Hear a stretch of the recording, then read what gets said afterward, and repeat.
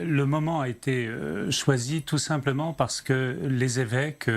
tout d'abord, ont été extrêmement attentifs à tout ce qui se passait en Europe. Et au mois de novembre dernier, la communauté européenne a publié une communication, un communiqué, expliquant combien il y avait la montée de l'antisémitisme dans toute l'Europe. Le cardinal Parolin, qui est le secrétaire d'État au Vatican, c'est-à-dire le numéro 2, le plus proche collaborateur du pape, est intervenu pour dire combien il y avait péril en la demeure.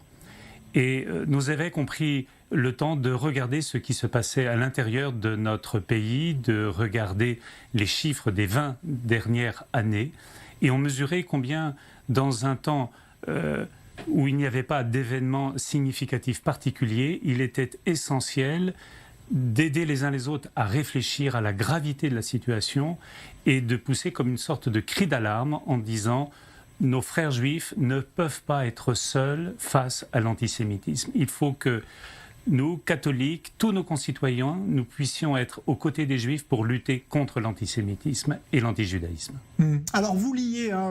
la situation actuelle à ce qui s'est passé en France, deux événements tragiques, l'assassinat de l'enseignant Samuel Paty et puis l'attaque contre une église à Nice, la basilique Notre-Dame. Quel lien vous faites entre ces événements et la montée de l'antisémitisme ? C'est de la part de nos évêques la volonté de dire il y a, force est de le constater, une montée de la violence dans nos sociétés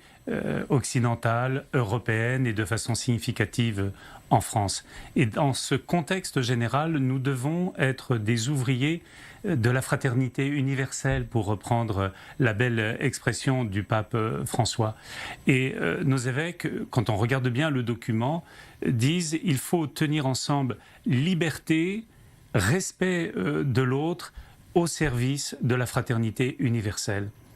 Et aussitôt après, ils regardent ce qui se passe sur les réseaux sociaux et ça va être le moment où ils soulignent combien il y a à l'intérieur de notre société une résurgence depuis 20 ans de l'antisémitisme. Un antisémitisme qui est polymorphe, à la fois ce qu'il reste de l'anti-judaïsme et puis également une sorte de nouvel antisémitisme. Alors justement, ce nouvel antisémitisme, on va l'appeler par son nom, c'est souvent l'islam radical qui l'inspire. Est-ce que cette initiative des évêques de France n'aurait pas eu plus de force si elle avait été peut-être associée à une initiative conjointe avec par exemple les représentants de l'islam en France ? Je pense que nos évêques ont d'abord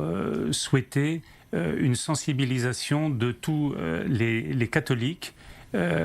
pour faire en sorte que partout dans notre pays, dans tous les diocèses, il puisse y avoir des échanges avec les responsables des communautés juives, qu'il y ait des relations entre jeunes catholiques, jeunes juifs, pour pouvoir penser des projets qui permettent de faire en sorte qu'il y ait au maximum, par capillarité, une prise de conscience et de voir comment nous pouvons lutter ensemble contre l'antisémitisme.